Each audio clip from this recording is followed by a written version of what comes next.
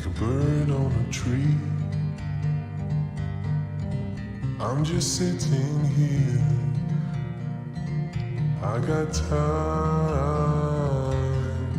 it's clear to see. From up here, the world seems small. We can sit together,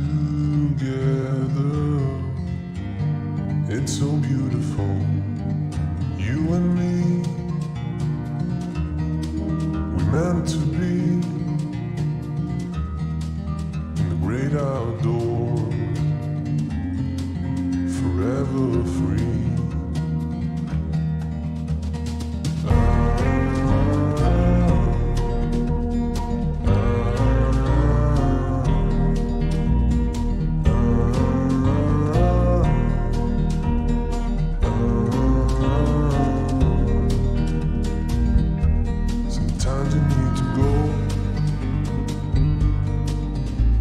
Step back to see the truth around you. From a distance you can tell.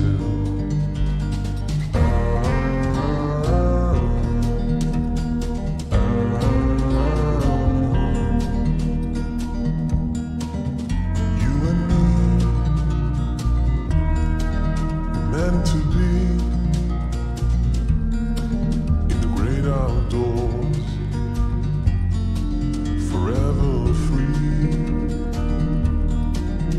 You and me,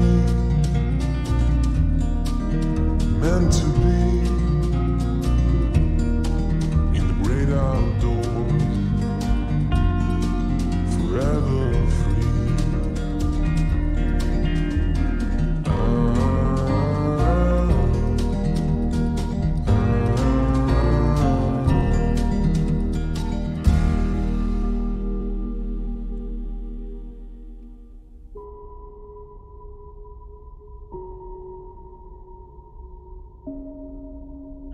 Hello, cousin. I am Uncle Mike, your favorite gamer's favorite uncle. And happy Tuesday night to all of you, where we are going to start a new game here called Citizen Sleeper. Don't know much about this game, so we're going to have to check it out, but it seems like it has its roots in tabletop RPG.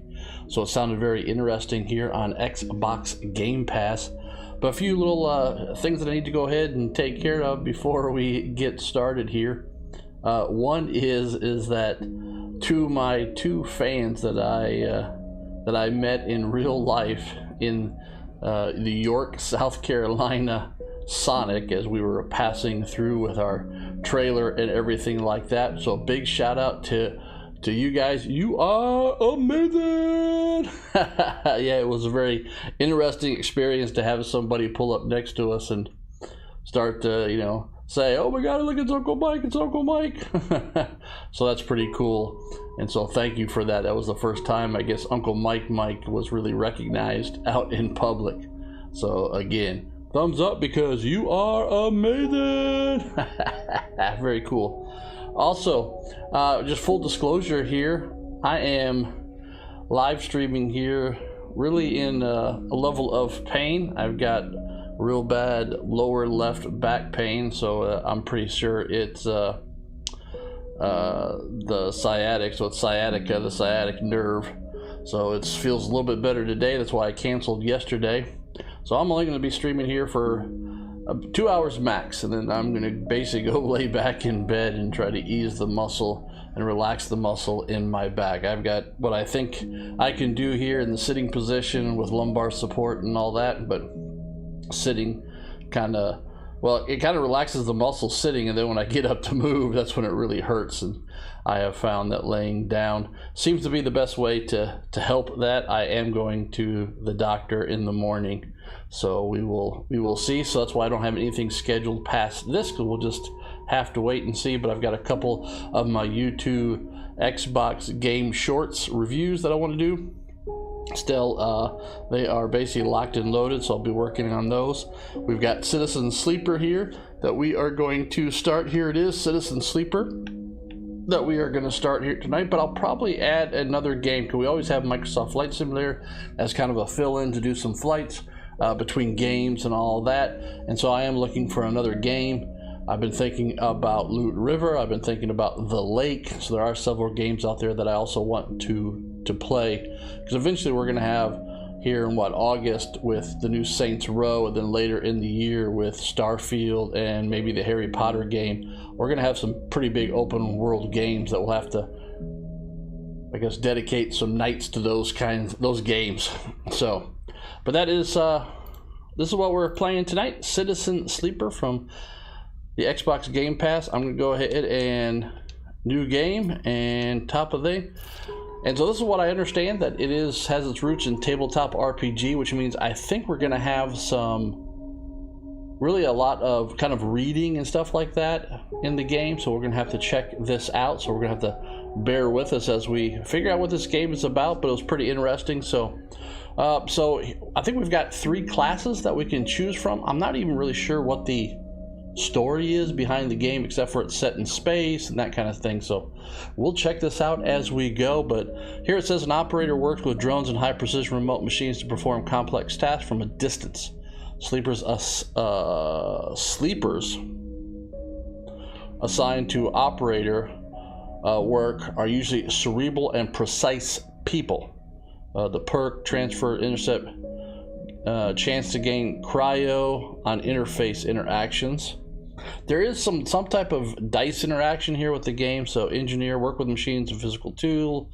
It looks like we get a plus to interface with work with digital interfaces.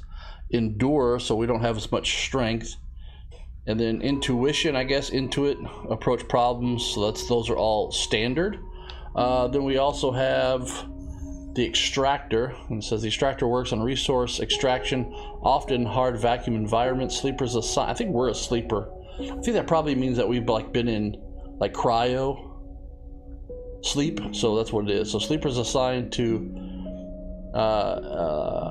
extricator work are often confident, self-sufficient, and a high level of endurance. The perk is sunbathe. Dice action allows energy recovery at home. All right, so the engineer, and then they get a plus to the strength, but they don't get a plus. They get a negative to approaching problems. So next, the extractor sounds kind of cool. I mean, sunbathe. Dice action allows energy recovery at home. There's another one here, and it is here, machinist. A machinist repairs and modifies automated systems using industrial resource extraction. Sleepers assigned to the machinist work are usually diligent, careful, and structured people. Kind of sounds like my nephew. Perk, efficient extractor. Chance to gain random scrap item on engineer actions. And they get a plus to engineer, but also a negative to engage.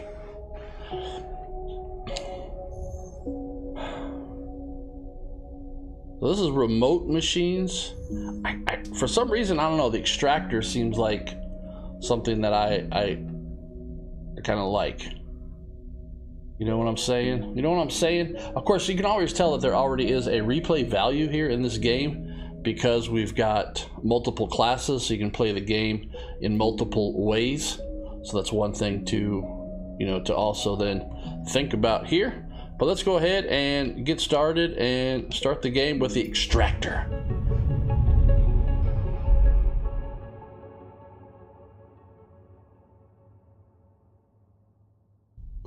All right, here we go.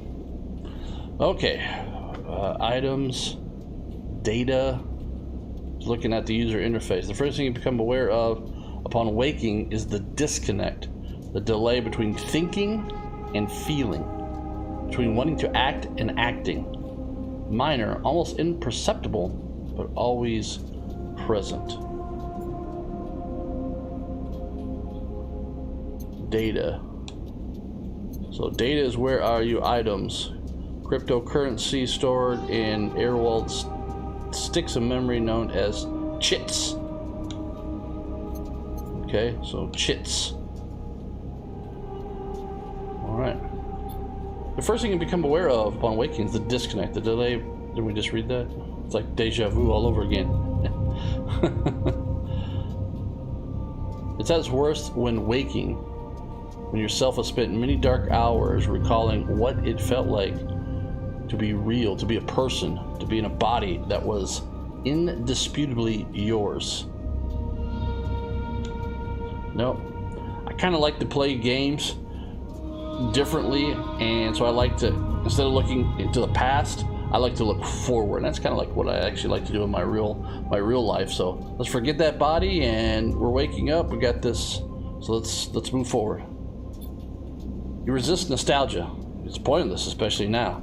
This is the moment to reach out, not curl inwards.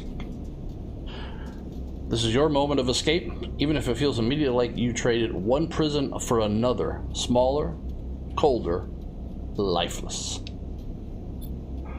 Reach out. You almost laugh, or you would if there was room or even air to do so. The walls of the container are immediately present, cold hard at your back and face, cramping your limbs.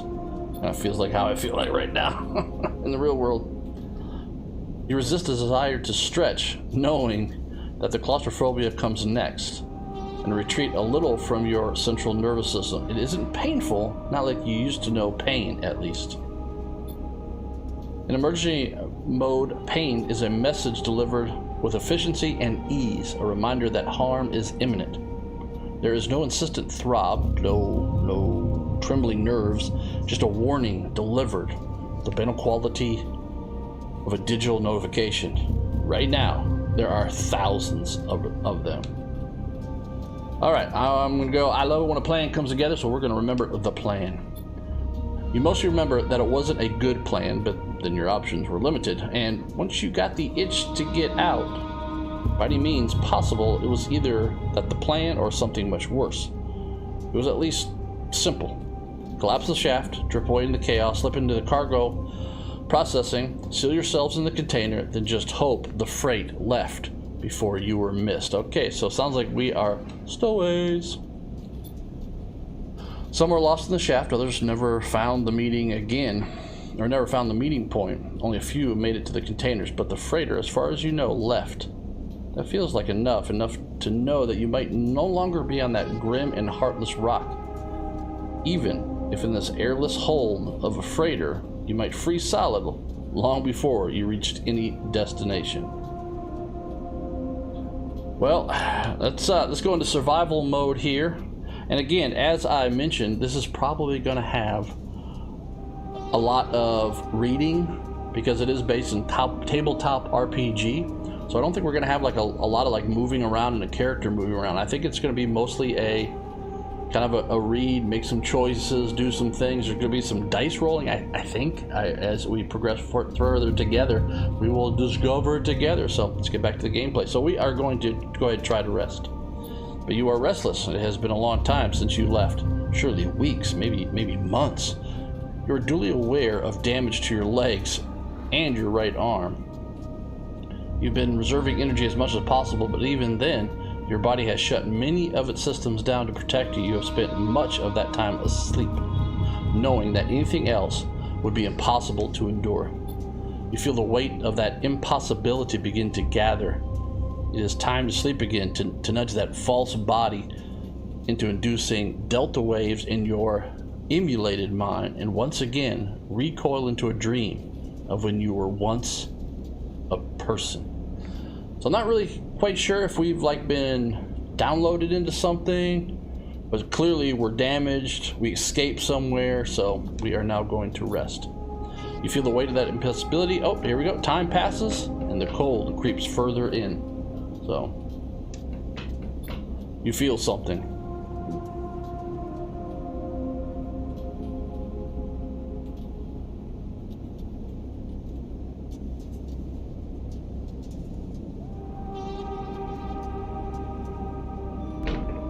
That was Aunt Cindy checking on me, see how I'm doing. Like I said, can't sit for too long or my back starts hurting. So, all right, so here we go. Time passes, the cold creeps further in. You feel something. Here we go. Warmth, not true warmth, but the indication of its presence. Your joints release from their rigor. Sound too everywhere, screeching and shimmering so loud that your body ducks your hearing to protect its sensors. Then light, white as the cold, then softer and softer until, in a haze of dirty yellow, a figure appears. You are out. Okay, so now we're in the game here. Okay, it looks like a ring world kind of thing. And it looks like we can rotate the camera all the way. Yeah, we can rotate the camera. If we go back, it resets to that, so. All right, let's go in here and see what it says. It's been a few hours since Dragos pulled you from the container.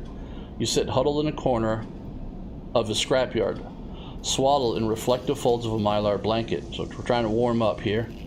You are slowly coming back to consciousness, back to life, and you stare at the ornately carving element of an improvised heater. So Dragos here, okay. You are surrounded by angular, incoherent lumps of ships. Some corroded beyond recognition, others still carrying glassy wounds along their edges where a plasma arc sliced them apart. As you trace their shapes with foggy eyes, you hear a voice. So, sleeper, you all thawed out yet?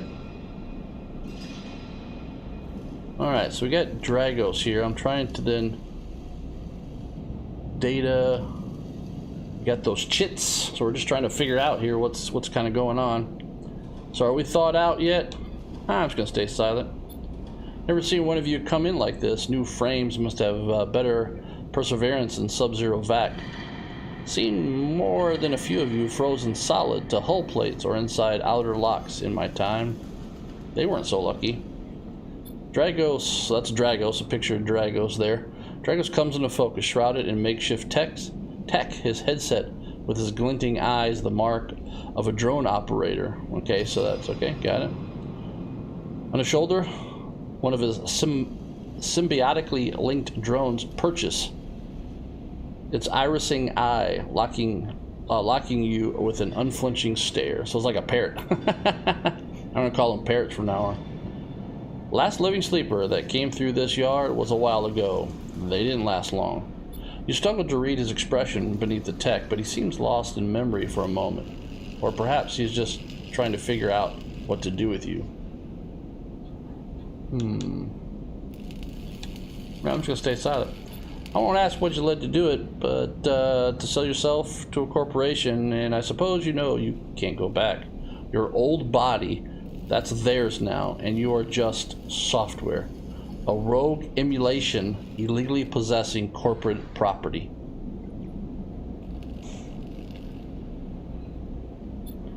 You nod along. You remember biometrically assigning the forms, the cold floor on your feet as you padded to the sleeper cells, the promise of a life off-world. But as you do, you get the now familiar sensation that these aren't your memories.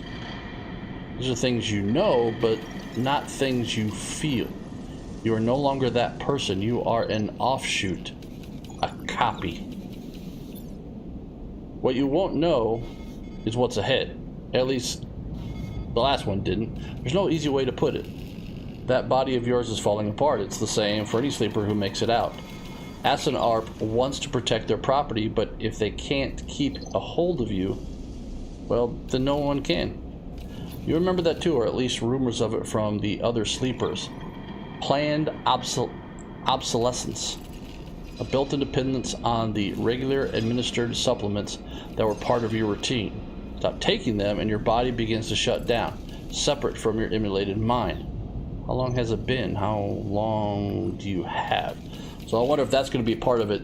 It's going to be like our food. So we've got to find these supplements. But for now, sleeper, you are one of the lucky ones. Dragos glances up and away towards the glassy dome of the yard. The eye is the best place you could be right now. Now we'll start to ask some questions. The station. You'll see soon enough. Dragos impatiently shifts his weight. Look, I've got these things to be getting on with, he trails off. There's an old freight container I've been using as storage out in the stacks. We haven't been pulling in much valuable scrap these days, so you are welcome to it. Something wells up inside you, emotion or fatigue. You shakily get to your feet, and you nod. All right, you head on up there. You look like you need some rest. And with that, Dragos stalks back into the Rex. His drone's already converging on a rusting hulk. Plasma flashes silhouettely his spindly figure as he returns to work. Okay, tutorial introduction. Here we go. Welcome to Erlin's Eye. Life on the Eye runs in cycles, during which you can talk to characters, explore areas of the station, and perform actions. At the end of each cycle, you need to head to your current home to rest. Resting will move time forward on the station. Okay? Head to the empty container location to rest and end the cycle now. Select the locations with the D-pad and A. So we need to now, so basically time is in cycles. You can explore things, and at the end of each cycle we need to go back. Right now it looks like to our container, so that way we can rest and end the cycle. Gotcha. All right, so we've got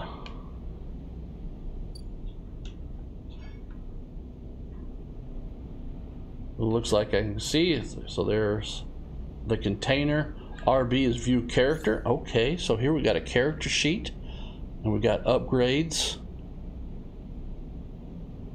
So we'll need to remember this. So chance to gain random scrap, chance to gain cryo.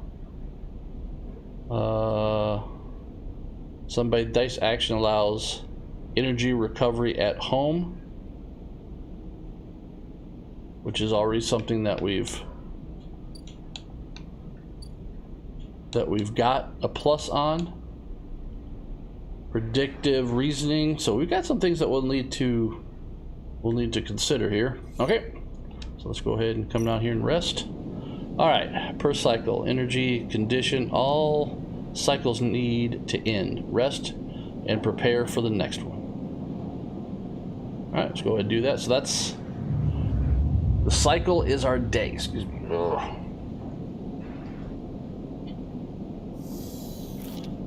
You wake. Okay, so there was this game. Okay, let's just chat here for a bit. Let's just chat here for a bit.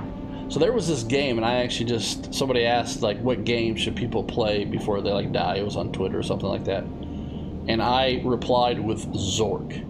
And if you have not played Zork or looked up Zork, you need to look it up. Z-O-R-K. It was a game very similar to this. This has already kind of reminds me of this, just with some graphics. But it's basically this text-based game, and it was amazing to play this Zork. So this already reminds me of Zork. So all right, so let's get back. You wake curled up in the corner of the container and begin slowly assembling the world around you. After all this time, you still find this body, the one you wake in now, strange and disjointed. Its messages readable but somehow wrong. You sit up, pulling the mylar blanket close against the cold. So we're not in our original, like, human body. We're in, like, this created thing now. Here you are on this ruined station, millions of miles from anyone you know. Are you still in the system? Did any of the others make it out? It's impossible to know. After all this, what matters?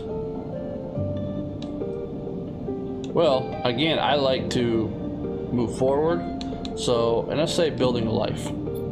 Maybe you did get lucky finding yourself here. Maybe here on the edge of everything, there's a life for you to build. But before you can build anything, you need to learn to survive.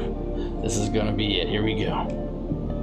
Maybe if you can do that, you can make a life for yourself. Dragos has left a few comforts in the container: the mylar blanket, the bedroll you sleep on, a canister of water, a makeshift electrical stove, and some faded sachets of some desiccated, had to figure out what that word was, desiccated powder. You thumb the power stud on the stove and begin to boil the water. The contents of the sachets smell like damp wood, and you sprinkle them into the liquid. As the pungent smell washes over you, images of your restless sleep come back to you. A ring, like the station, but skeletal and ghostly. A web of threads pulling at your skin. A constellation of bright polygonal shapes like angular suns burning in your mind. There's something unpleasantly visceral about these images, and it's long after you finished drinking, they begin to fade. You tidy away the stove as best you can and try to gather enough energy to greet the day. This is also very interesting to me because I am going to read all of this, and it's been quite a while since I've actually had to read kind of verbatim out loud, so it's actually a nice practice. I wonder if I'm doing any good. Okay, here we go. Okay, so now we're into what I really enjoy. The rules of this tabletop RPG. So, okay, tutorial. Condition, action dice, and energy. Okay, so looking at the top there, it says flickering. And then number 1 is our condition, 2 are our action dice, and 3 is our energy. So your condition represents the current state of your artificial body. It depletes by 1 segment each cycle, but can also be damaged by violence, injury, or a lack of food. If your condition bar empties, you will suffer a breakdown. You'll have to figure out how to recover your condition now that you can no longer have access to corporate pharmaceuticals that were keeping you alive. Okay? At the start of each cycle, you roll your action dice. These dice can be used to perform actions on the station. The number of dice rolled is based on your current condition. The worse your condition, the less dice you have. Once you have used your dice, you cannot take any further actions and must rest to recover them, ending the current cycle. Okay, so it is tabletop. Some levels of turn-based here. I'm kind of digging this because I like games where you have to kind of learn some new rules. Probably one of the reasons why I really enjoyed the combat in Lost in Random. That was a really neat combat system with dice and playing cards where you can build your own deck and make your own combos. So, all right, and energy, you also need to eat to survive. This is represented by your energy bar. You can refill your energy bar by eating, but first you have to find somewhere to get food and currency to buy it. Your energy depletes by 2 segments each cycle. If it becomes empty, you'll be starving, and your condition will deplete at a double rate per cycle. Doesn't sound good. All right, so we are flickering. We've got 2, and we've got our dice. We can also view our character. We have no upgrade points, but so it does have a level of survival of eating. So let's go through this. A chance for random scrap, cryo, which is good because cryo will give us money that gives us to buy food. We got the sunbathed dice action, allows energy recovery at home, so that's pretty interesting. Dice action display potential positive and negative outcomes, so that's the predictive one, and a chance to gain energy after any engage action. So I kind of like some of those all right, so we leave. Dragos stood in the corridor when you close up the container. He's still wearing his headset, and in the harsh light of the corridor, you realize it is implanted. A drone sits on his shoulder, its cache of sensory eyes rapidly irising. How are you feeling? Okay. The drone chirps. Good to hear. You notice that beneath the operator's rig, his skin is marked by burns and blotches. I know the container isn't much, but it'll keep you safe. He pauses. So, I'm not going to chit-chat too long. You well enough for work?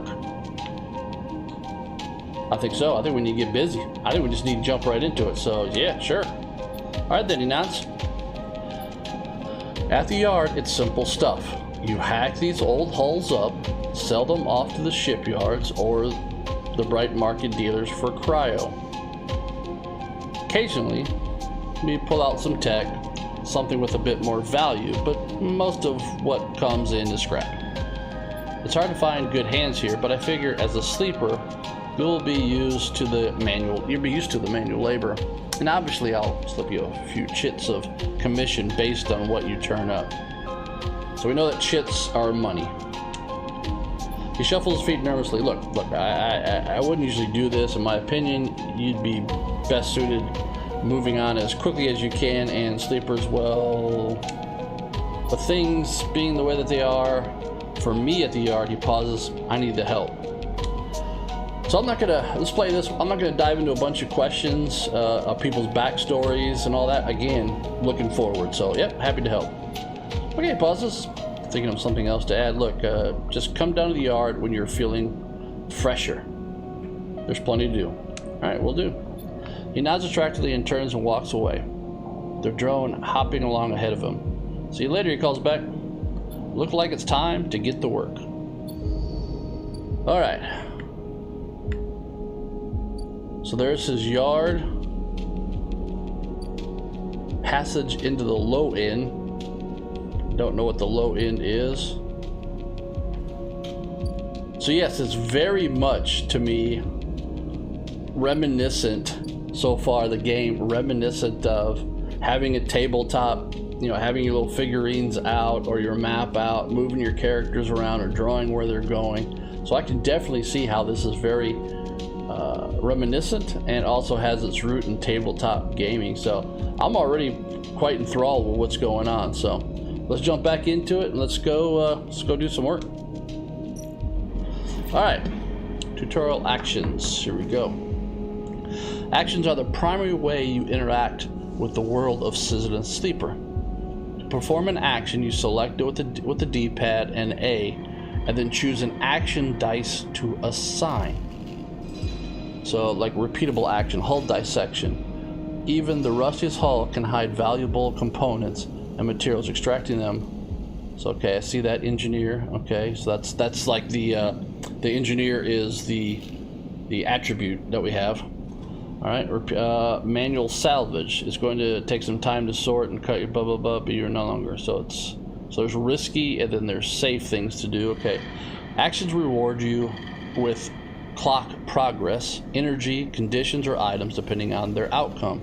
There are 3 types of outcome: positive, the action goes better than expected; neutral, the action succeeds; or negative, the action fails. Action dice affect those outcomes as follows. So 100% chance. Okay, so here's like the rules of the game that we have to, so all yellow, all pips, so like the dots on the dice, 100%. And then 5, so okay, and then okay, so 1 2 3 4 5 6. Okay, got it. 1 2 3 4 5 6. So half and half is then 25% chance, and then basically neutral or negative. Okay, got it. I think I got it. We shall see. And actions display information about their type, risk level, and skill, and modifiers that apply to the action. So okay, so repeatable action. That's the type of action, either critical or repeatable. Critical actions can only be performed once, repeatable. Okay, got it. 2 is risk. It's either safe, risky, or danger. Safe is no loss of condition, energy, or cryo. Risky means that negative outcome means cryo or energy loss, and danger means condition loss. A negative means condition loss, that like hurt us, and neutral outcome means cryo or energy loss. And then we've got the skill that the action requires, either engineer, interface, endure, intuit, or engage, which are our attributes like strength, you know, intelligence, wisdom that I remember from Dungeons and Dragons days. And then the modifier, either +1, 0, +1, or sorry, -1, 0, +1, or +2. This is added to the action dice when slotted and improves its value. Some actions require a +1 to perform. All right, so we've got some stuff. We've got 100. We've got something that can be basically 50-50, but no negative. All right, so a debt called in. Dragos is tied up in something ugly, and if he misses a payment or 2, things can get nasty. Okay. Cycle clock. Back in business. Every salvager knows they are always just one lucky haul away from their next payday. Okay, I got it. So it's going to take some. So we got either a hull dissection, which is risky, or manual salvage. Well, since we are learning, all right, so we can go risky. Okay, got it. So let's go ahead and input dice. Let's go ahead and make this safe. So 100% positive. Start action. All right, so tutorial clocks. Actions often progress clocks. Clocks are displayed below the actions that fill them, and they track your actions and how they affect the world. Filling a clock means something good or bad is about to happen. Some clocks, such as the one tracking Drago's dead, are cycle clocks. These clocks tick themselves once each cycle and can complete without player input. Any active cycle clocks will be displayed on the icon for that location.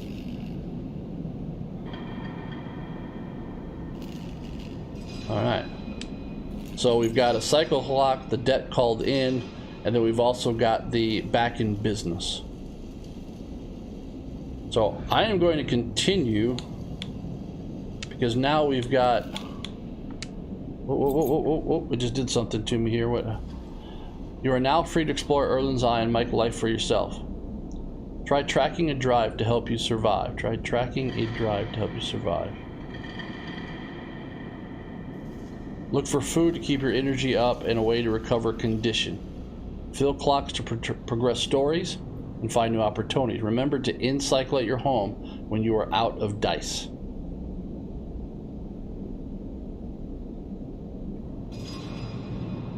Okay.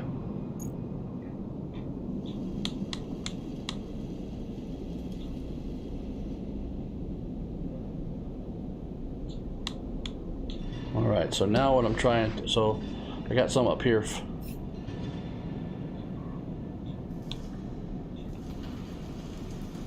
Alright, so I've got up here now it says survive. Find a doctor. Now I got this drive here. There are no... Okay, so drives are missions, it looks like. So we're learning a lot here.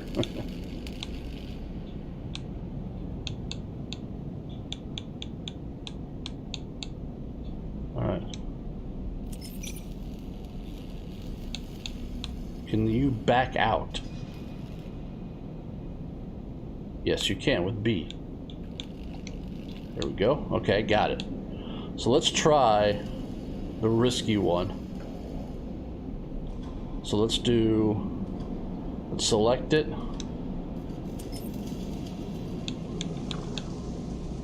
Okay, we only put one dice in.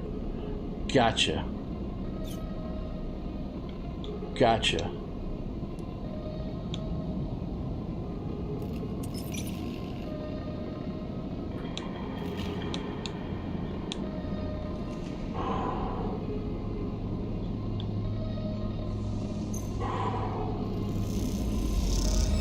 Alright, a negative outcome. So,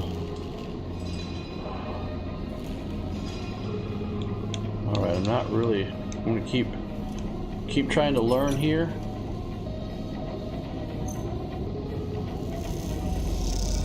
Neutral outcome, plus back in business and plus 10 cryo. So let's, go.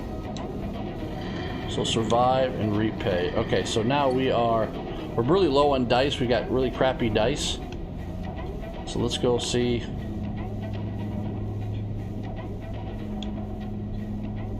Let's get out of that. Nope, let's get, how do I get out of this now? Oh, right there. Alright, so we have dice. There's a dock. Old dock terminal. Open market. Well, let's go check out the market. I wonder if we can buy stuff here. Alright, relatable action. Alright, so local knowledge is the busiest part. You can find anything and everything here. Well, let's see. Ask for directions, explore the market.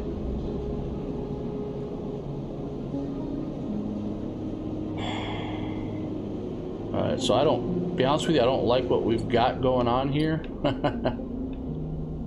Let's go this way, what we've got here. Alright, so let's rest. Let's go through a cycle and just see what happens here. Alright, perk. Alright, here's the sunbathe perk. Your frames allows you to gather energy through the sunlight. You no longer stay, the better. The longer you stay, the better. Alright, so we can try this. We don't have much dice to do this, but we can at least try. Pause it, there we go. Heck yeah. Okay, so that leveled up our energy. That's good to know. That is really good to know. So I'm kind of figuring this out now. Alright, so let's go ahead now. We end the cycle.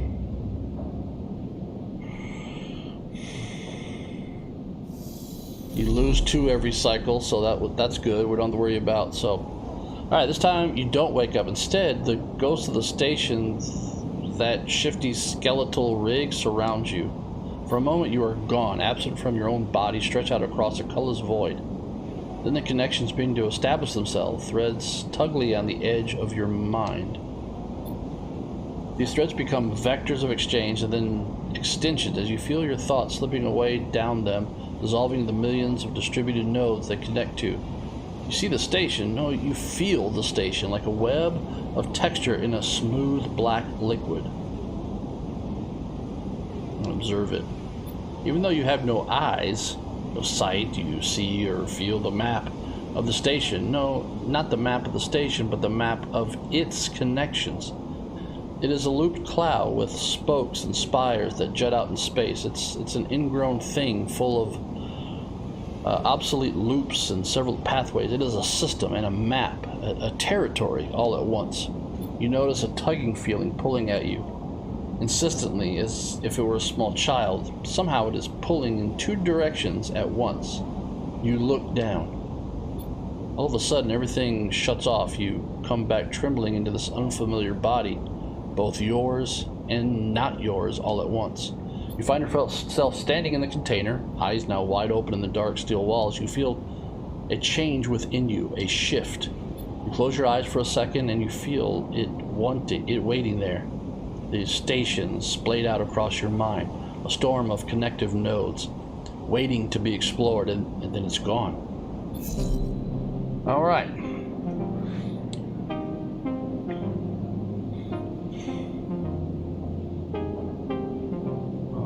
So we've got our upgrade stuff, we've got our drive, so we've got repay Dragos and survive.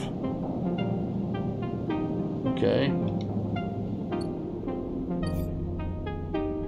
So we've got some other ones here with tick. Those are clocks that we fill up,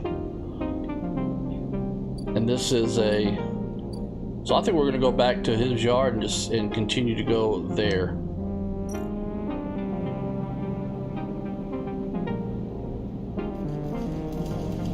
So back in business. All right, so we've got 100. So let's do that one. Let's put the 100 in there.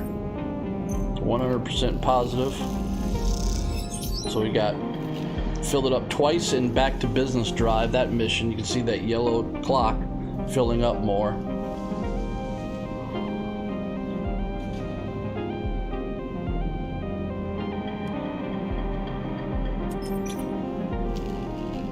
Let's do this. It's half and half. We don't have a negative outcome. All right, so we're getting some cryo. So we got some money.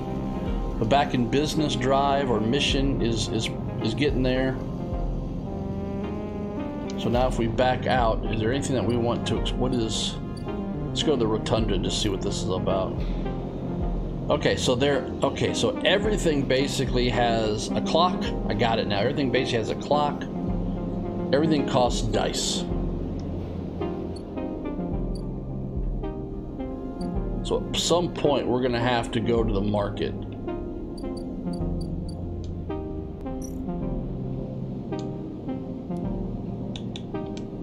So we do not have a very good outcome here, but we might as well try it.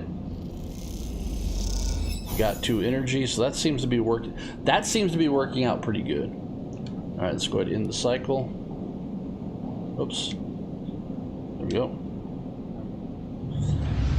Okay. Slowly learning, you know, these tabletop Dungeon and Dragon-like rules of the game. So, which I'm enjoying here so far. So, again, the skeletal rig of the station fills your mind. It sparks with glittering lights like stars reflecting, you know, Winter Lake. It's clearer, crisper than before. The threads still pull, but you remain in place, flickering in the flow. Between the threads, you see bright shapes, caches of shimmering light beneath transparent crystal forms. You follow the path of a thread across the ring, through these forms, then leaping off into the void. You begin to understand these are nodes and connections, a map of information, of communication. There are so many layers, so many loops, that it seems almost impossible to parse, but you begin to try. Alright, so let's focus on the nodes.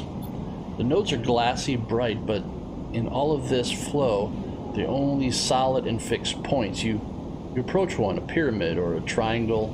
Dimensions are difficult here. And then close to it, and lean close to it. Shifting layers conceal a tangle of threads. A meeting point of exchange, but before you can glimpse inside, the glass clouds and hardens, cutting you off. The threads and nodes, passages and puzzle boxes, one thing leads to another. There's so much here, so many answers, so many questions. All you need to do is follow the paths and open the boxes. You look out across this ghost landscape of exchange and see an opportunity. But then that insistent tugging again, pulling at you. You look down again and see 2 lines, 2 threads pulling in different directions, as if they were tied around you. Well, the first one. The first thread leads out, away from the station, into the inky black. Someone out there is tracking you, hunting you, following the thread to you. They are in a ship, and that ship is approaching ever closer with each cycle.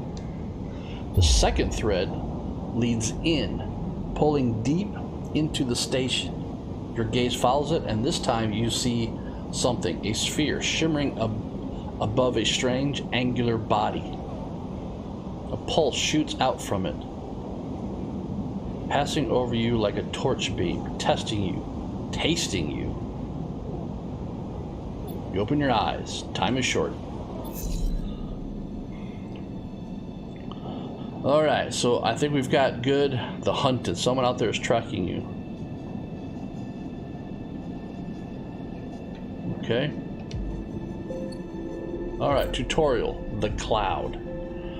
Something has changed inside you. You can now access the data cloud of the eye, a network of decaying protocols and data caches.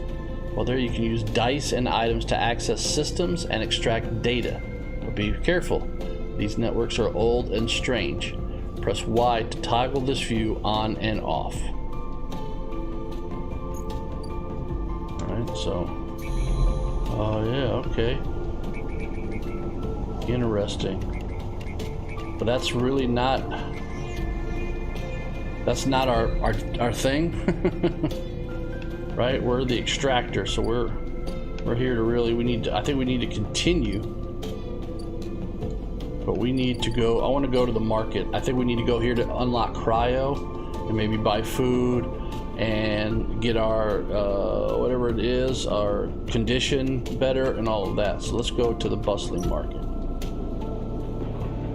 Alright, so we've got it 100%. So let's go ahead and do that one with a 100%. No, not 50, but it's not a negative, so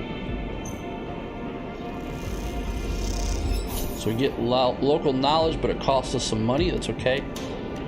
I'm okay with that. A man corners you with endless stories about the eye. He asks for a donation, and desperate to escape, you hand him some cryo. So that's what happened. Okay.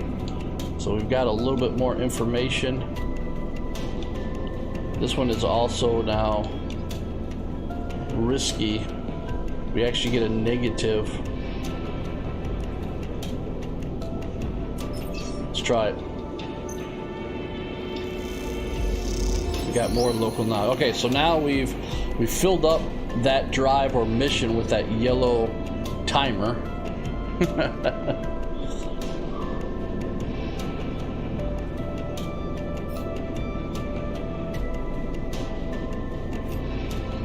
So now, is this going to... No, we haven't Okay, whoa, what's this now? We've unlocked some things.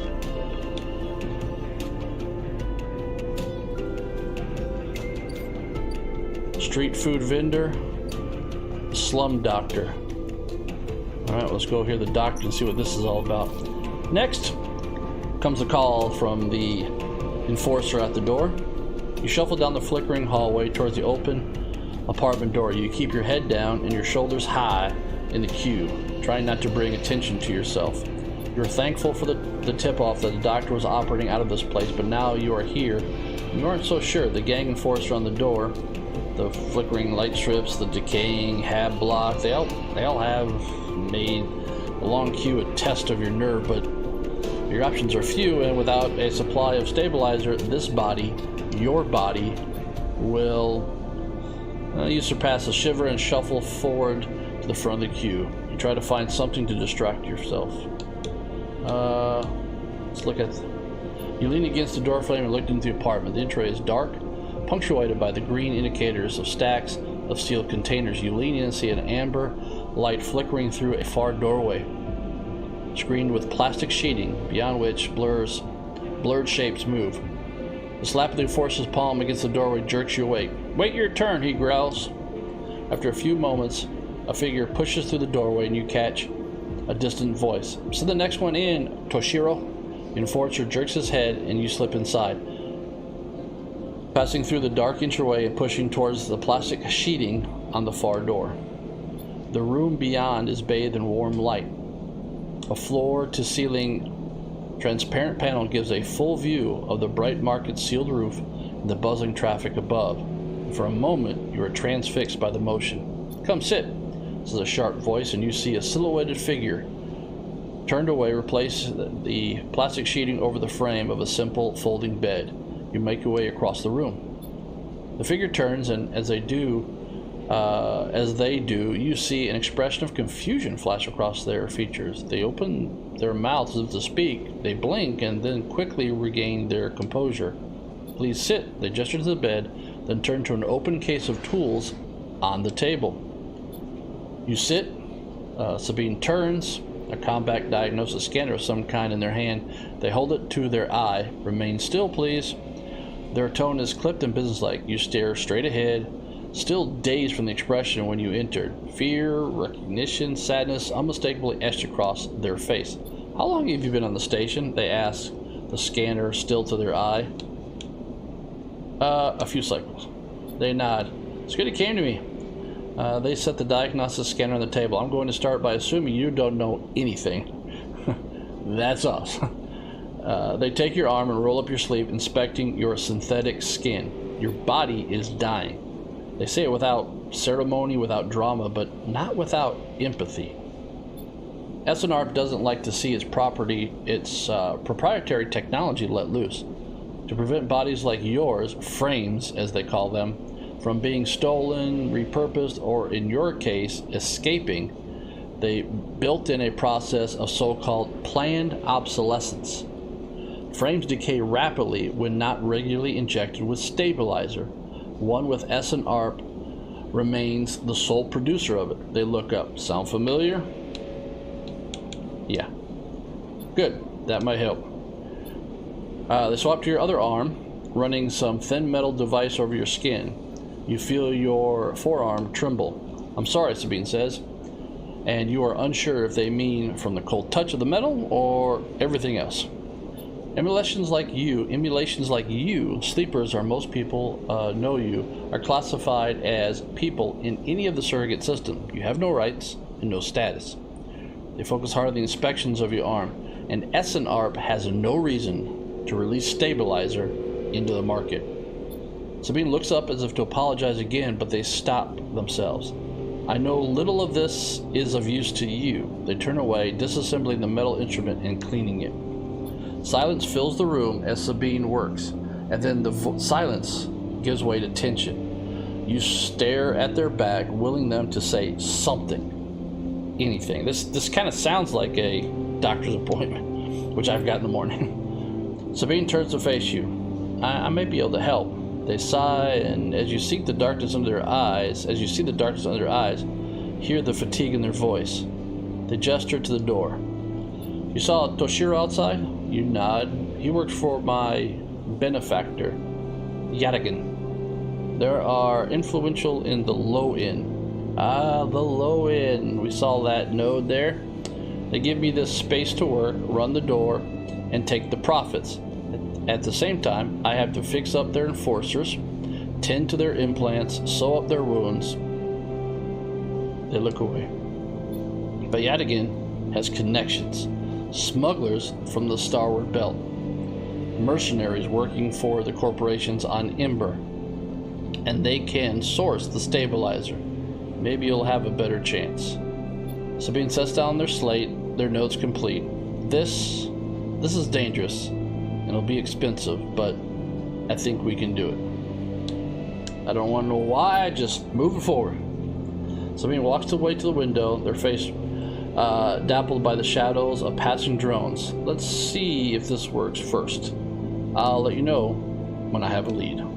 You nod and leave, Sabine still staring out, unmoving. When you reach the lower level of the market, you look back up through the panels of the roof to see if you can see their face, but the room looks dark against the lights of the market. You duck your head and walk off into the crowd. Alright, so we've got a doctor that we can go get stuff for. So that's good. What is this? Hardware exchange, okay. Let's go street vendor. Infus is busy, his broad face uplit by the makeshift gas burner in front of him. With precise, delicate movements, he lays thick chunks of marinated fungus. Oh, I do like mushroom, but this sounds kind of into a dented wok. I could picture this. Having been to Kyoto, Japan, this is pretty cool. His other hand idly tossing a metal bowl of sliced vegetables in some red fleck dressing. The smell is incredible. You watch as he fulfills a set of orders, heaping the fungus with the bright salad and depositing into plastic trays. A stack of chits, money. So that's what chits are. We gotta remember that chits are money. A stack of chits rattles in the apron pocket as customers file past the burner, handing over payment. I'm gonna go ahead and walk on up.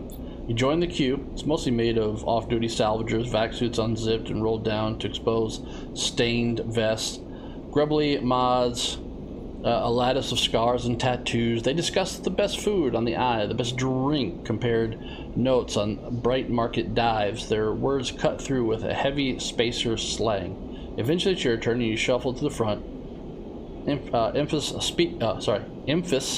speaks in a deep, even tone without looking up. First try is free. And you think. The smell is almost unbearably strong as he cooks. The earthiness of the fungus laced with something so spicy the smoke makes your eyes water. The heat from the burner is like a bonfire and your skin hardens in its glare. I know you sleepers, Infus says while he cooks, his voice deep but clear. A hard life, a lot of stories. He glances up from beneath his cap with piercing eyes. I know. You begin to tell him about your journey to the eye, and he nods as he cooks, his eyes never leaving his wok. You tell him of the confusion, the pain, but also the sense of possibility and its sudden arrival. You tell him of the cold and the dark of the container and the endless cycle spent within it. Now it seems you tell him, like some dream that once you had but can never forget. You tell him that the eye excites you and scares you, and you are unsure where to walk, where to look, what to do. Eventually, you tail off, running out of words. He places a plastic tray of steaming fungus in your hand. Next time, you can talk some more, he smiles, but next time, you pay. He slams a heavy hand against a button on the burner side and it shuts off. The roar of the flame and its impressive heat fades. Next time, then, sleeper. He waves you away and begins to oil the walk. Before you can turn back to the alley, you notice the geometric patterns of circular scars across his forearms, each surrounded with a constellation of glinting pin marks. You walk away, and as you do, you take a bite of the rich, spicy, delicately sweet fungus. Your taste sensors light up like a fusion reactor. You'll be back. Okay, so we got a new drive. So drive is up there in the upper left. So we haven't... there we go. So build a ship mine, get to know Imphis, repay Dragos, and survive. So I think maybe survive is just always going to be there. I don't think we've leveled up, so we don't have any upgrade points yet. We've got one pretty good dice to still do. Well, we can also, so we've got this. So if we need food, which is energy, it's not condition. This is condition right here. So I think we're okay with condition right now. Let's go check out this Oort Exchange. So it says the flow of chips and components in the exchange is complex, but a sharp eye and some tight trades can net you a good margin. Okay. The Oort Exchange is always hungry for new hardware. Okay, input 1 scrap components. So I don't think we have any scrap components. No, we don't. Alright, so that's that. We've got the low end, and they talked about the low end. We've got some stuff in Dock C. Got a drive there we could finish. But I really kind of like this repay Dragos here, because it's a timed mission or drive. We've got, nope, let's go ahead. We got one dice left, so let's go ahead and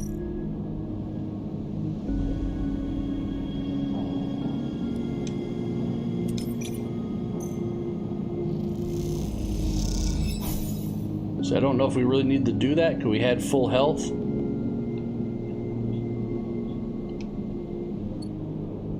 But now we are out of cycles. Let's end that and end the cycle.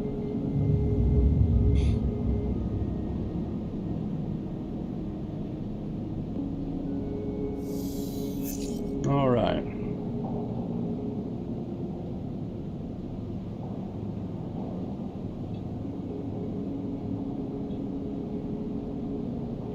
Interesting. All right. As you close up, a voice echoes down the corridor towards you. Sleeper, wait up! Now let's see now. Fing is coming down the corridor towards you, a wonky grin on his face. Hey, glad I caught you. Do I know you? He grins. You do now. He puts a hand on your arm. I've seen you hanging around, just want to chat. You're staying in that thing? He nods back to the container, shaking his head. Rough. It can be hard to get a start on the eye. He looks away down the passage. What was it old Erlen said? The eye opens up for us all? Nice idea, but, well, not always very practical. He glances back toward you. We do our best, but it isn't easy. Let's talk about Erlen.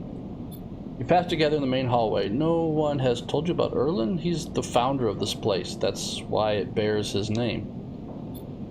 Heavenage should organize some seminars, he laughs. Not really my department, though. I'm with systems. Let's talk about the first one. Think of us as administrative association for the eye. Depending on who you talk depending on who you talk to, we either emerge as a response to or a continuation of Andre Erlin's original Union. He smiles. Personally, I avoid the topic. He stops you in a quiet passage. Look, that's not what I'm here to discuss. I've been seeing some unusual network activity, and well, I know little about you sleepers. I have a small proposition for you. He glances around. But well, this is not the place for it. I have an office just across the way. Give me a cycle or two to prepare. Then when you are settled, stop by. He lowers his voice and gives you a dark look. In truth, I need you. If what they say is true about you sleepers, well, there's work to be done. He pats you on the back, his voice bright and his dark look suddenly gone. Stay clean, sleeper. He walks off down the passage, raising a hand in farewell. Alright, so we've got an idea of we got the shipyard. We can still, okay. I still kind of want to help out Dragos. He helped us out in the beginning, so let's help him out here, huh? Alright, so hull dissection or manual salvage. Well, I would say that we've got a good bet here.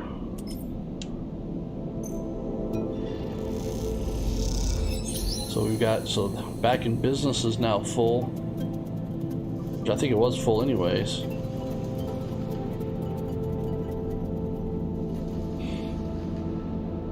Alright, so I guess we finished back in business. That's why it's not letting us do anything here anymore.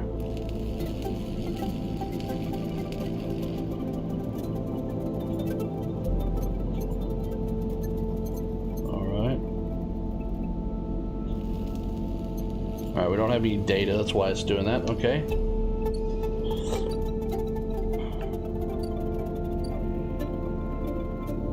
We can talk to him though now.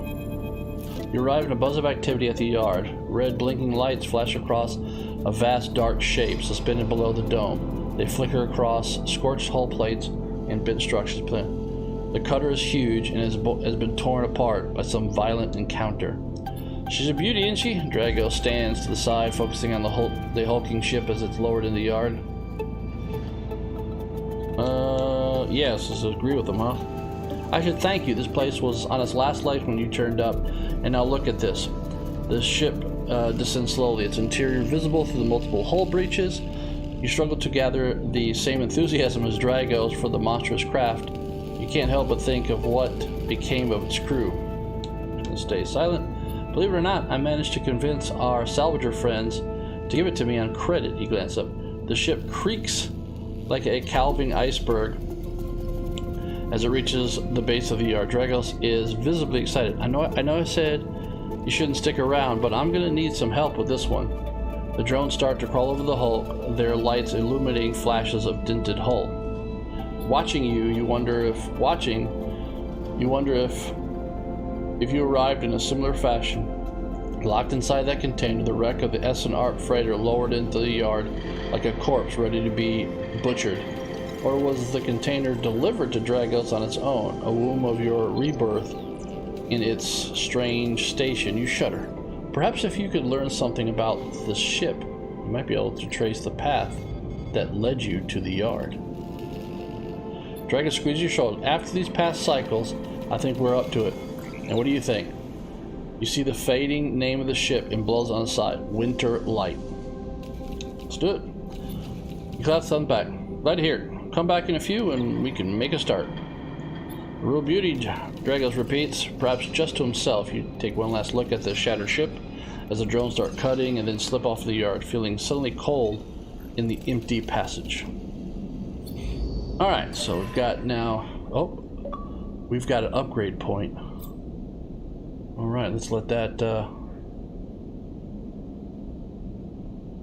Alright. Tutorial. Character and upgrades. You've completed your first drive.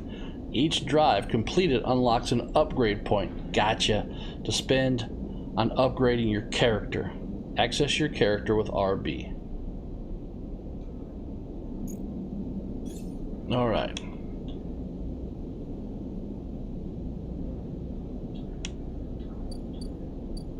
Alright, right, so now we've got. All right, so a condition is breaking. I don't think we need to do that right now. I don't think we're going to get there. I don't think we need to worry about that. Chance to gain random scrap item on engineer actions. Okay, so remember we can trade scrap for things.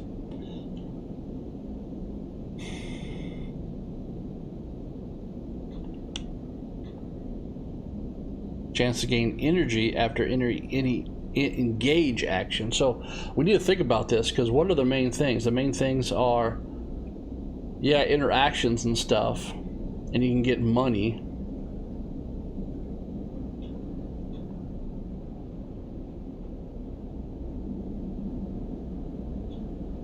We can also get predictory. Okay, what is this? Dice actions display potential positive and negative outcomes.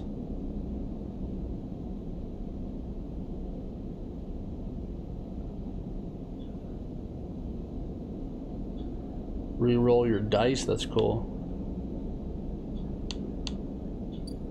So to get, we got to think about this, because to get our condition upgraded right now is,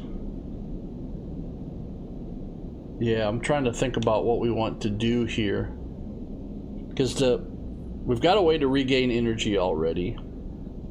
So we need to really, I think, focus in on a way to upgrade our condition. And as I look across the 2 upgrade points, scrap, and we are, that's our whole thing, is that we can get random scrap item, because random scrap item we can then trade for cryo and stuff. So I think that's what we need. I think that's what I'm going to go with. I think. Yes, that's what we're going to do. So now on engineer, so we got to remember that now on engineer things. So now we still got this Dragos Yard. Let's go take a look at what's complete. Okay, so we did repay, so we did repay him.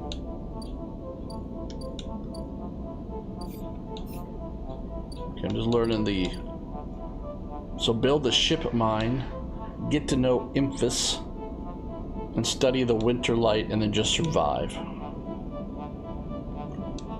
Alright, so here we go. We can toggle. Okay, this blaster ship came in the same yard as you did. Is there a connection, or are you paranoid? So if we toggle that, gotcha. Okay, now I see the dot now. See the dot on the yellow dot? That's what we're tracking. So yeah, let's go back. I'm kind of fixated on this right now. So all right, so see, we've got this engineer one here, but it's danger. So if we pick this, I'm gonna go for it. Go for it. So we lost one, so we lost some in condition there. Okay, so I'm slowly kind of figuring this out.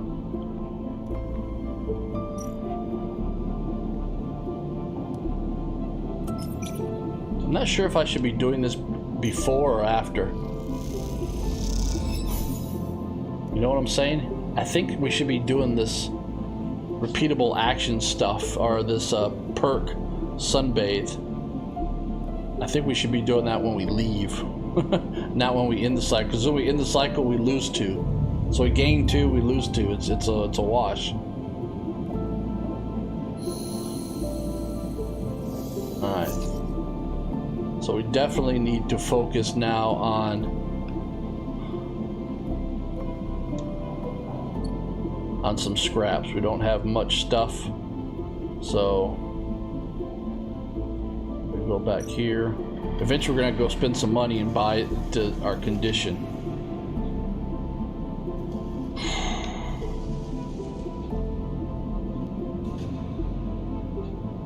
No, we're gonna go out here. I want to see about getting our condition up.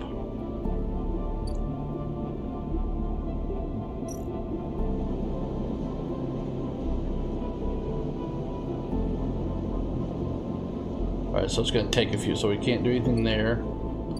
I think I'm okay with, but we can go to Infus here. Infus is spiced. So yeah, let's spend some money. Takes cryo. We have cryo. So we got a bunch of energy now. We got fungus fan is the drive or the mission. All right, so there we go.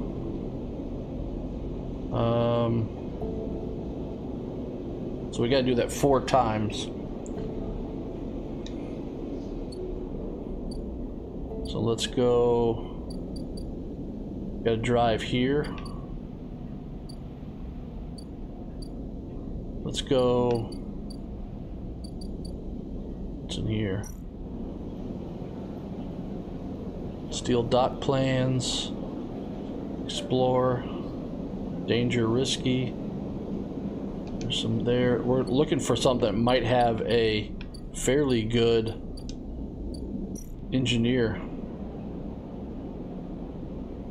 Okay, that is our wreckage. We're already messing around with that. What's this? Alright, so you can buy scrap. Okay, so that's cool.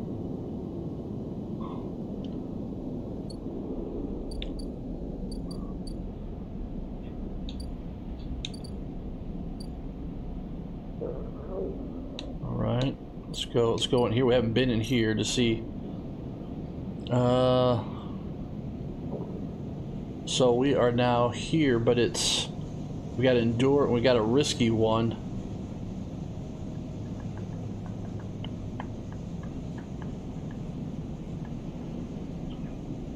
You don't have any connections, but you do have some skill. So should we?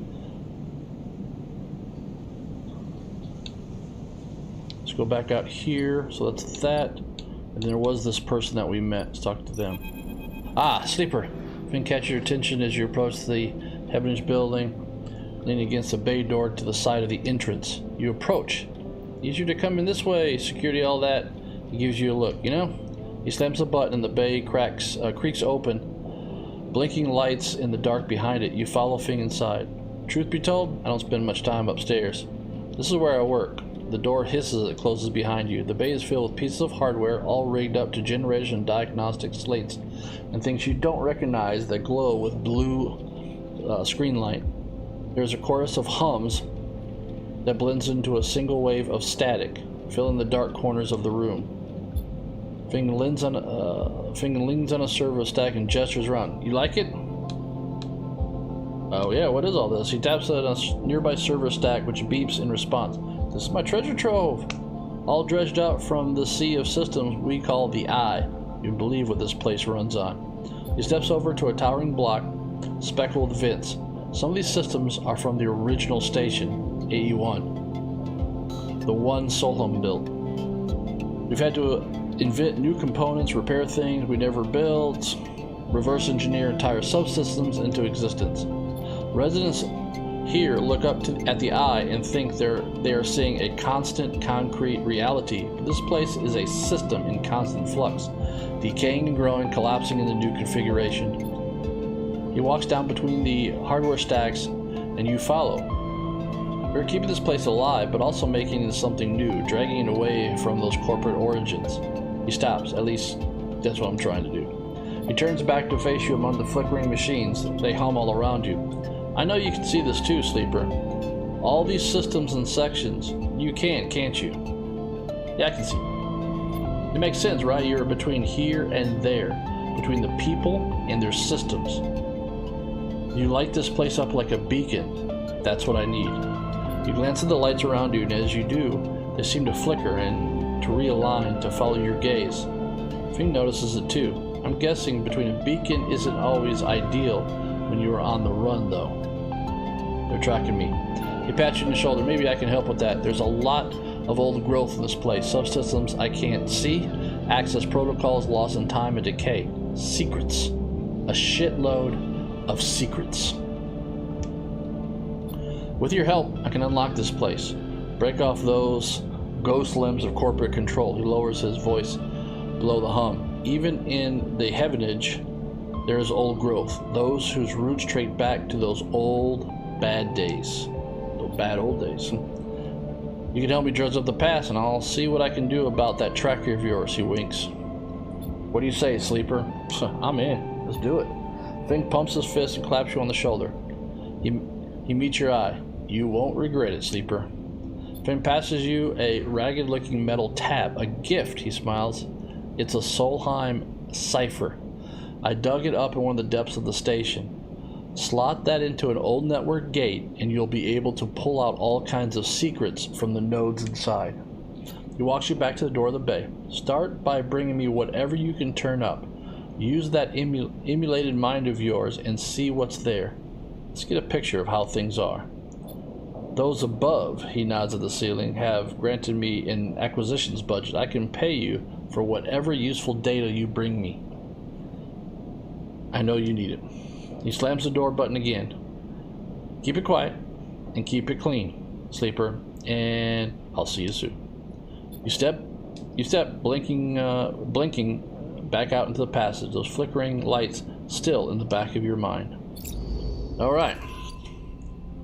So we got a new drive discovered, which is to help get data. So let's go ahead and look at that. So extract the past, that's probably what it is. Yep, wants to dig in.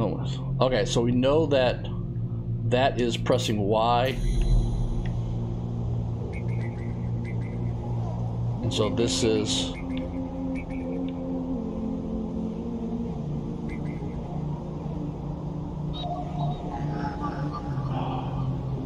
Okay, tutorial, here we go, another tutorial. Data actions allow you to extract data from the networks of the eye. They work like dice actions, but in order to unlock them, you must match your dice to the one displayed on the right of the action. Gotcha. If you have a +1 or +2 modifier in the interface skill, you'll be given more possible dice to match. You can use any dice that matches the dice displayed. Once unlocked, the data can be extracted. Gotcha. So we're on a 2-3.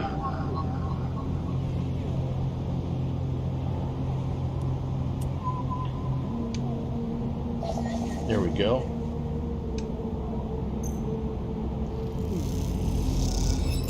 All right, one encrypted key. So now we've got some new things down there in terms of data. We got the cipher and an encrypted key.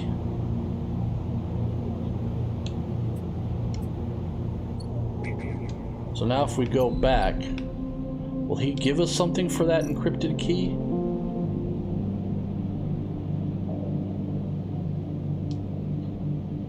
All right, so yes, but we don't have data. We've got the key. Let's go back here and see here. Is there... So we did that.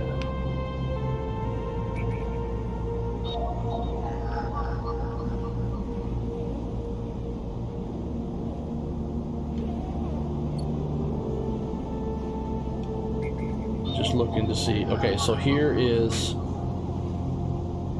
So here we can input the cipher. Alright, so gates S7 access, and we lost the cipher. The old gate flips open, granting access. Alright, so I think we unlocked more stuff.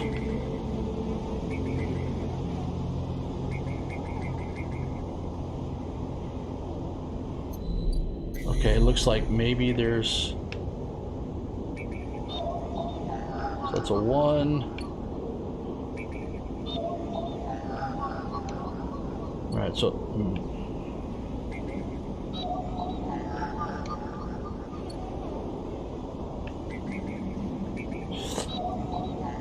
So we could match here. Yeah, we're gonna go ahead and do this. I want to try to figure this out here.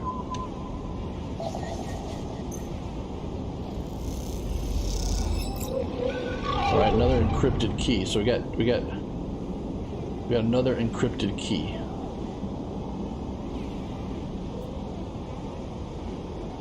Maglocks.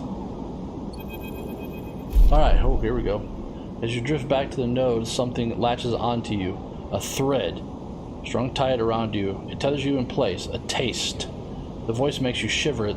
It's sort of somehow both distant and close to your ear.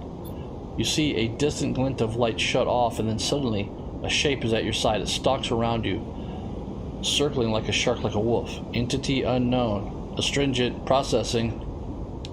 I'm gonna stay still. Please hold. The thread around you thickens until it is a ring, a cylinder. A tunnel of light circled around you. It is blinding for a moment, and then it is gone. As it fades, you see a figure, a creature in front of you. Its strange head flickers between different angles, reading you. What are you? What are you? The shape paces around you on lithe legs, though there is no ground here to pace on. Entity identify. Origin, serial, cadence. The figure.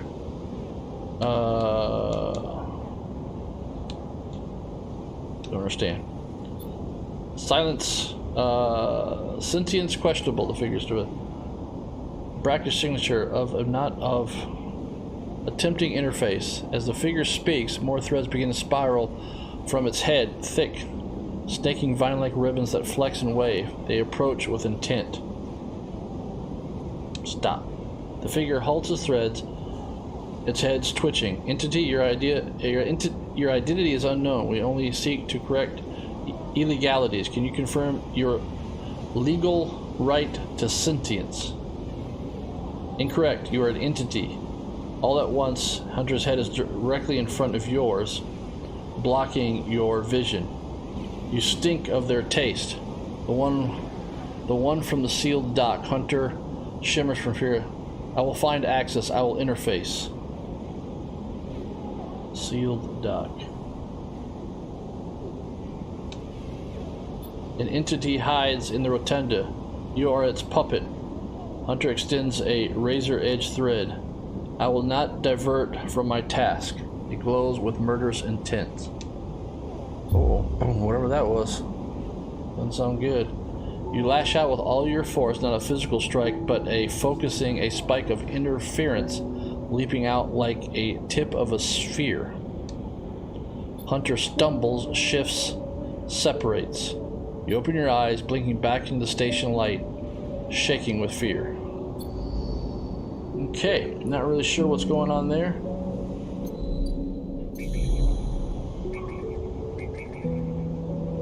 And what we do with these keys that we've got now.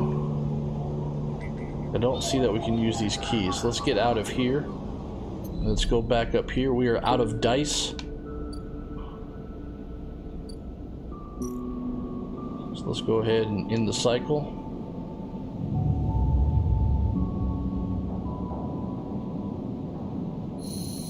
When you go see about...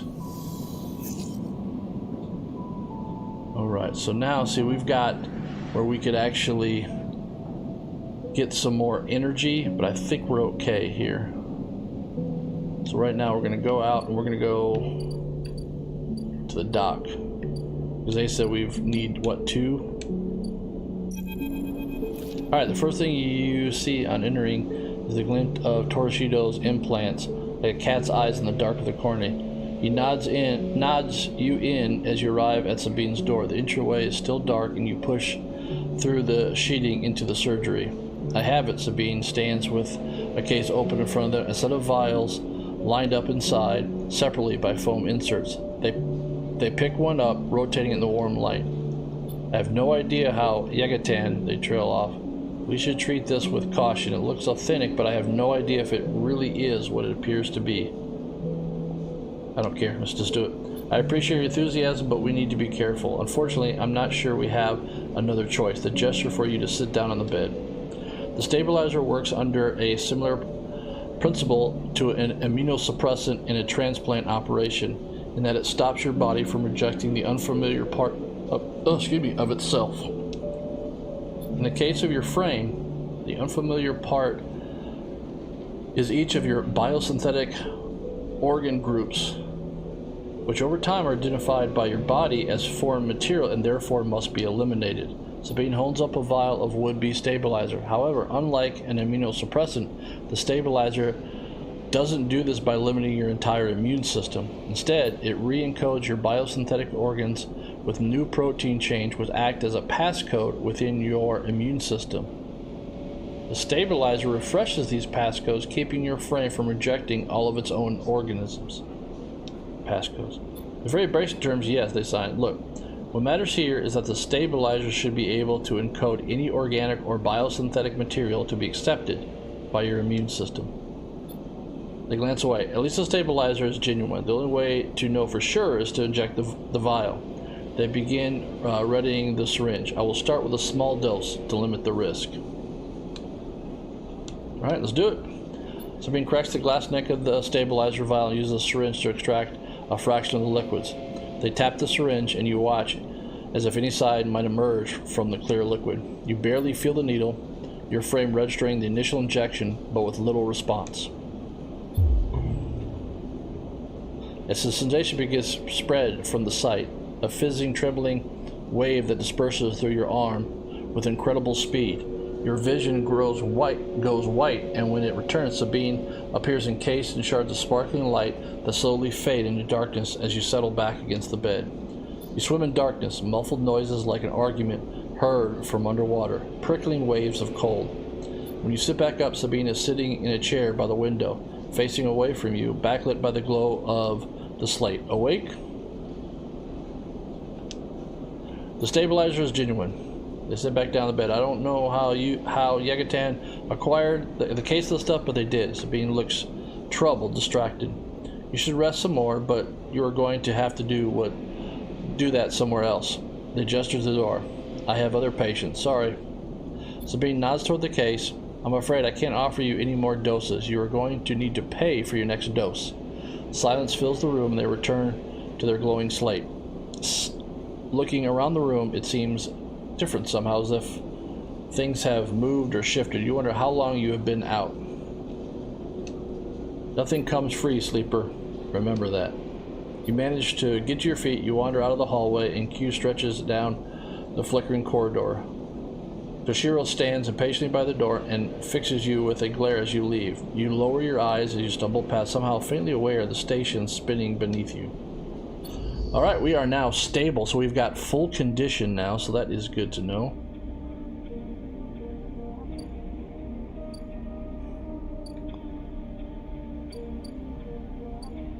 We can also... This is a clock, we can't do anything here. Let's go into back with Dragos here. And we've got a safe one, so let's go ahead and do that. It's... Oh wait, engineer, but engineer is good for us. Come on. Now we got a negative outcome. We got cryo, but we lost one of our condition.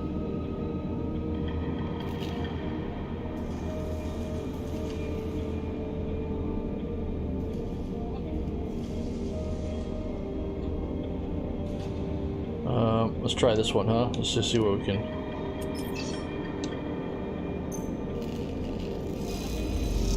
Alright, so we got a good one on that one. Alright, so basically I'm starting to figure out the mechanics here. So drives or the missions are what we need to do to get upgrade points.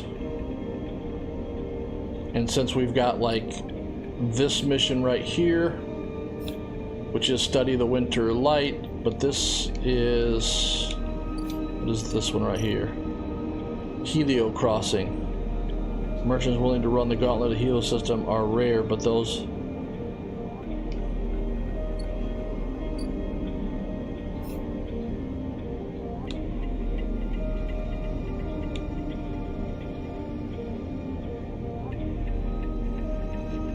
we've got money here, so let's go ahead and go back up to Emphas, which is the food guy, where we can buy.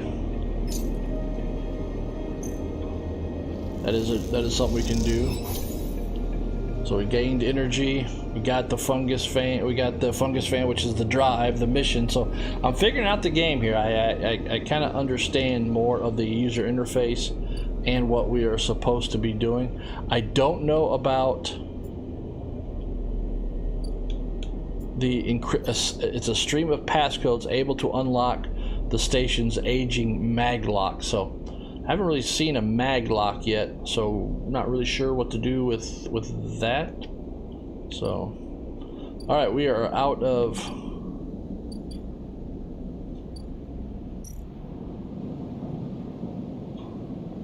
We're out of dice. We've got a good condition. We've got good energy. So we'll lose 2 energy here. But now that we've got a good condition, we get full dice. So see, that's good. So that's real good. All right, so let's bust into this here and see if we can get some stuff here. So, all right, so energy. All right, so there's all of our drives, our missions. But engineer allows us to get scrap stuff, so let's go ahead and let's just do 100% positive on this.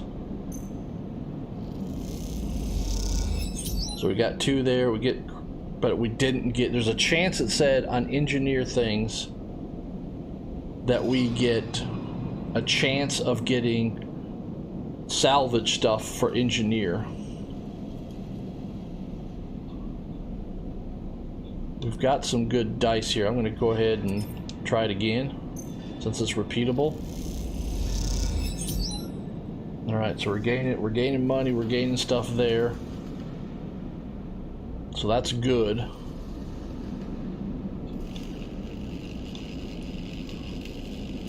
Go ahead and try it again. All right, so now we've got there. All right, let's go ahead and back out. We're doing pretty good here. This drive is about done. Offloading scrap. So we can buy some scrap, or we can try to do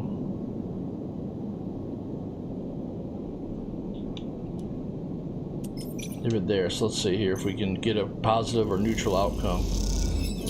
Nope, we got a negative outcome, so we didn't get anything on the mission, and we lost some condition.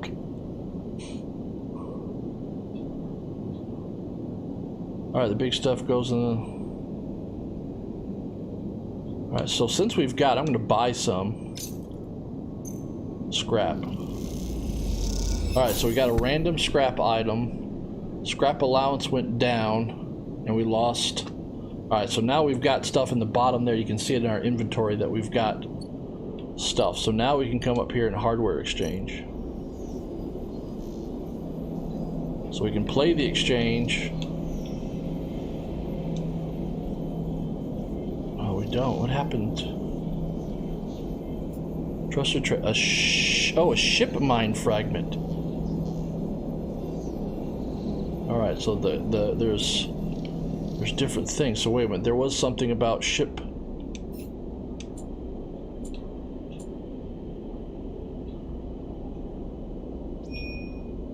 So ship mine.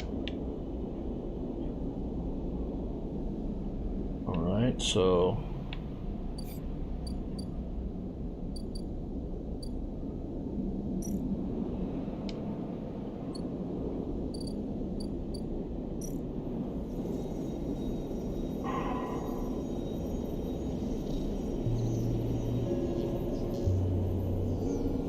build a ship mine. We could go down to the low end, but I really don't want to do that right now.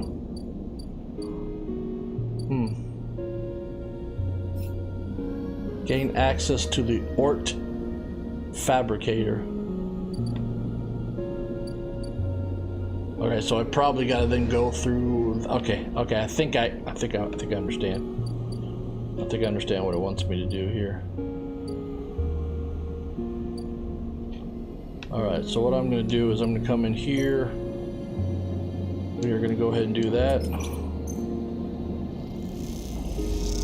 Got 1 energy. Now we'll end the cycle. Alright, I think it's very interesting. It's a very interesting game. It's definitely a game where, you know, we can sit here and talk.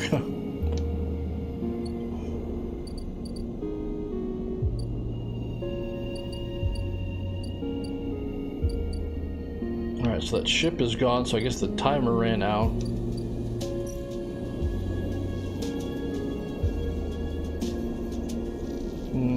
So we got risky, so that's a -1. So I think we're going to need to become a trader and do things, but I think for that, I think what we're going to do is we're going to look and see what we've got.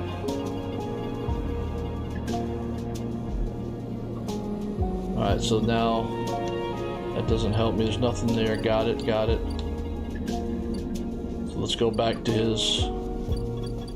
Let's see what's here. Let's see what's here. Wait. Alright, so we can do some things here. They're both repeatable. This one is an engineer.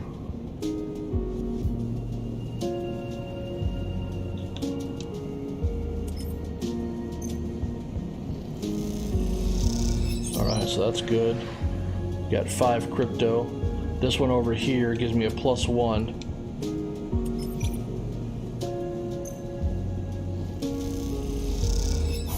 Alright, so we lost some energy, but we're gaining that yard hand, and it's going to probably end up being something that we need to do.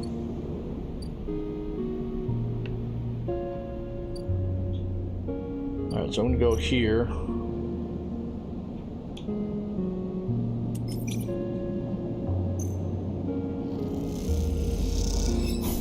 Alright, so yeah, we can make this work.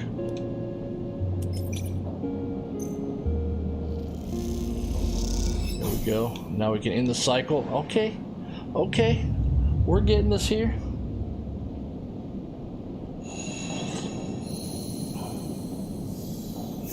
All right, we got some good stuff here. So I like this over here.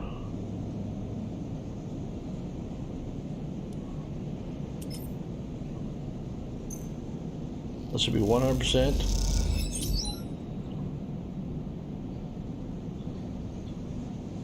Alright, so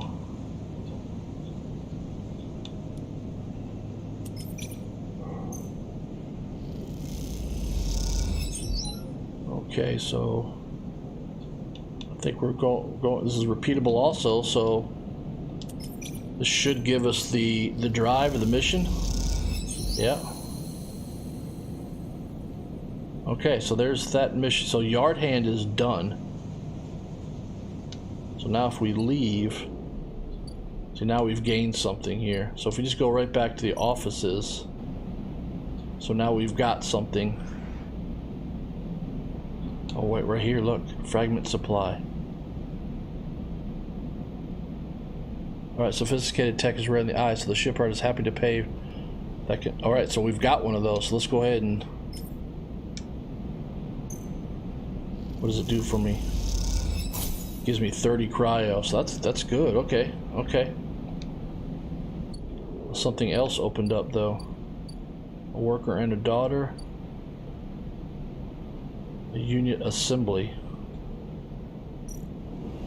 Systems fitting. So this is just more. These are more drives that we can do, more missions that we can do. And now we've got a worker and daughter.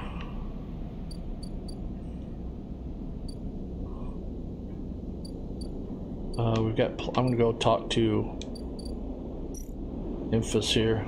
Since we've got 30, I'm gonna go ahead and do this. Okay, +3 energy, great. Do I want to go ahead and complete this? Yes, let's go ahead and complete it.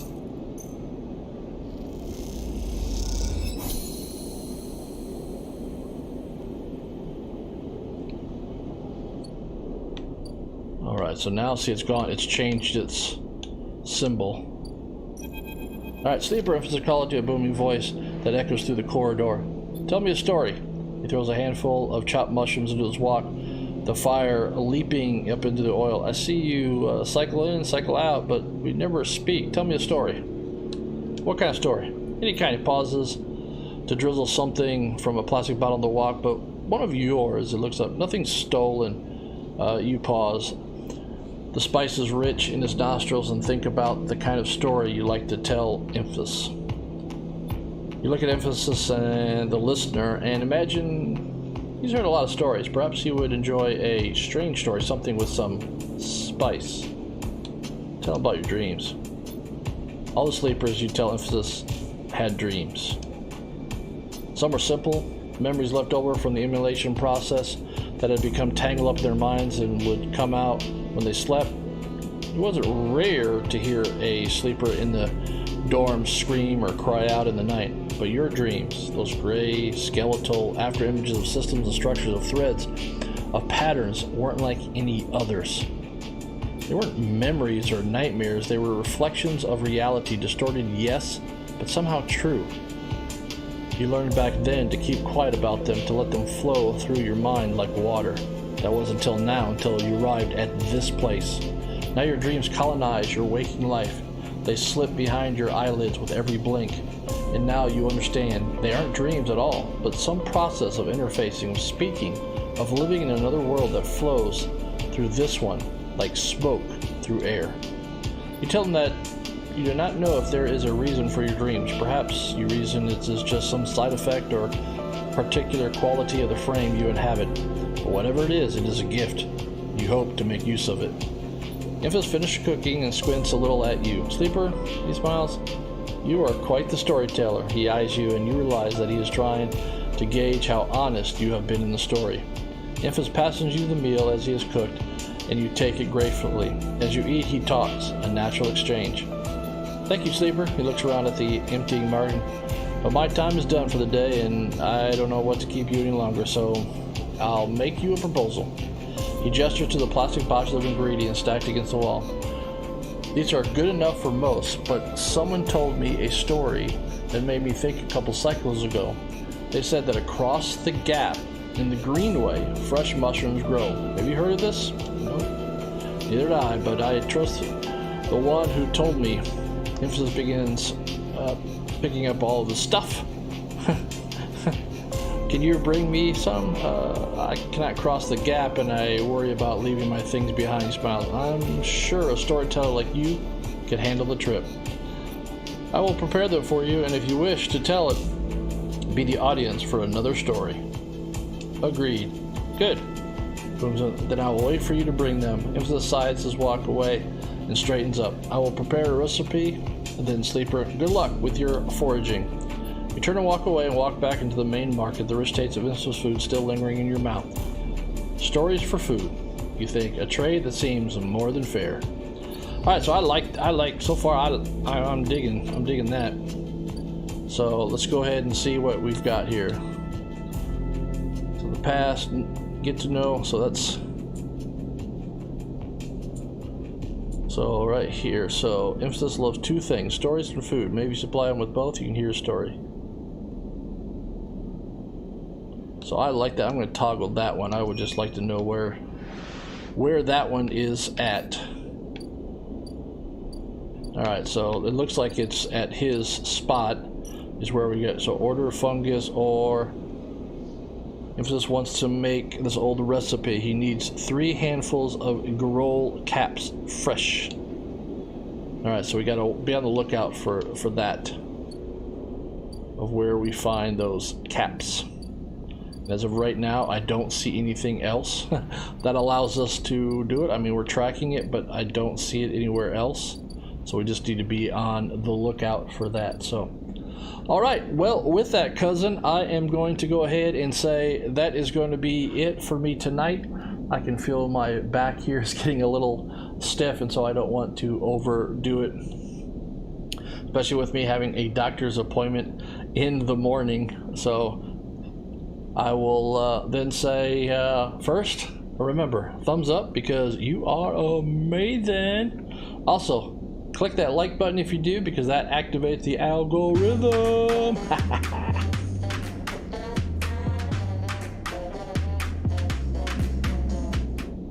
But yeah, please click that like button. Activates the algorithm, allows other people who are interested perhaps in this game or just gamers and so on to go ahead and find my channel, interact with me, and all that kind of stuff. And yeah, with that, I will say thanks for joining. I will see you next time here when we're playing Citizen Sleeper, but I will probably do a flight also, and I will probably also add another game here into our list, because I'd like to have 2 games plus Flight Simulator, so really kind of 3 things that we are doing when I am live streaming. So, but yep, with that, I will then say have a good night and bye.